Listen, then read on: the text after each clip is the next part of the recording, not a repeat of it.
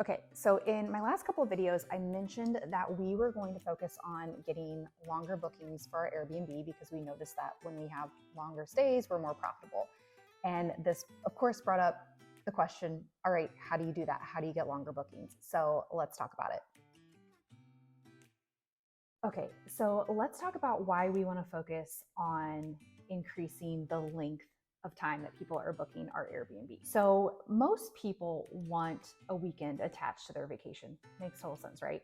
If you're using dynamic pricing software, which I highly recommend you do, yes, the weekends are more expensive than the weekdays, but if you just kind of leave the market up to its own devices and you're not controlling your minimum booking requirements for guests, you're going to have a lot of people that are coming in and booking Friday through Sunday, maybe Thursday through Sunday. So now you've got this undesirable gap in your calendar where you've got like a Sunday through Thursday night hole in your calendar.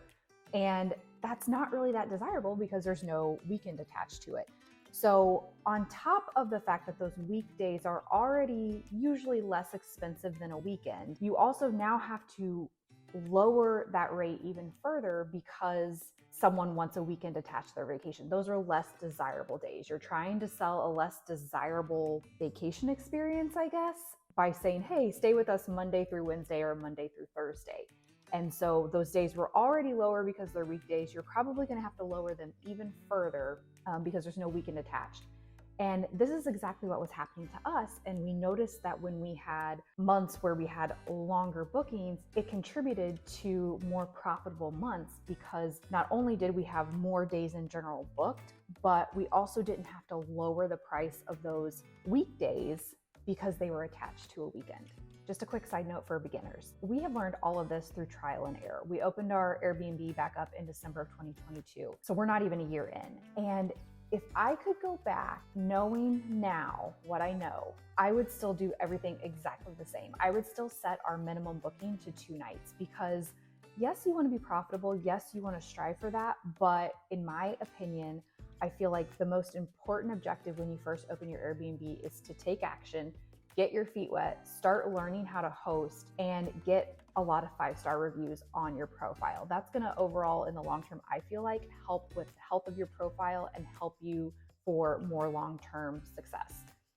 That's just my opinion. That's based off of how we've done things and what we've learned. With that being said, if you have a house that's ready, you're ready to go, but you're trying to be perfect and it's slowing you down because you're trying to learn anything and everything you can about pricing strategy, I would just recommend just jump in, set up your dynamic pricing software and just go for it because action is going to be better than not taking action. And you can always optimize later after your profile is live. So just a little side note, but once you have launched and it's time to start making tweaks, then this information might be really helpful for you to implement. There are 2 big factors that go into getting longer bookings for your Airbnb. There's demand in the market, and there's how you control the inventory on your calendar. Obviously, you don't have any control over what the demand is in the market, but understanding that demand and understanding your market and having like a really good finger on the pulse is going to better help you manage your calendar. Some of this you can learn by trial and error. I feel like I got a pretty good sense of this over the last year, just looking at our calendar and how bookings were coming in.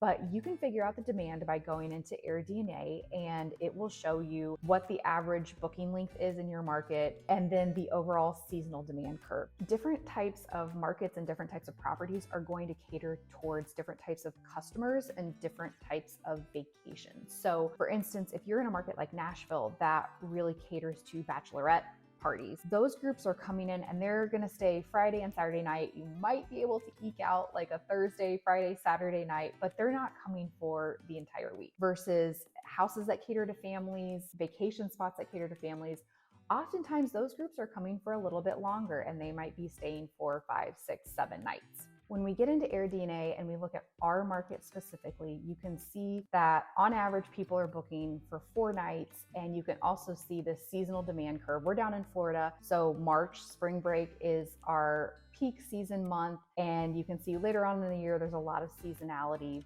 towards the end of the year. So when we look at this data, we can see that obviously there's demand for longer bookings because on average people are booking 4 nights. And we can see that especially in months like February, March, April, there's going to be really high demand in the market. I'm not saying that we'll never accept bookings for 2 or 3 nights. We absolutely will, especially in those lower demand months. But in peak season months, we know the demand is going to be there. And so our goal is to give priority to those groups that are potentially going to be booking 4, 5, 6, 7 nights. And we want to make sure that our calendar doesn't fill up too early with people who are only booking 2 or 3 nights. And then when a group comes along that wants to book 5 or 6 nights, we don't have that availability on our calendar. So that's kind of the strategy. That's the goal behind it. So how do we make sure that happens? This is where managing your calendar and managing your inventory comes in. We use dynamic pricing software called Price Labs. I'll link it down below if you want to check it out. And on top of this software helping you dynamically set your pricing,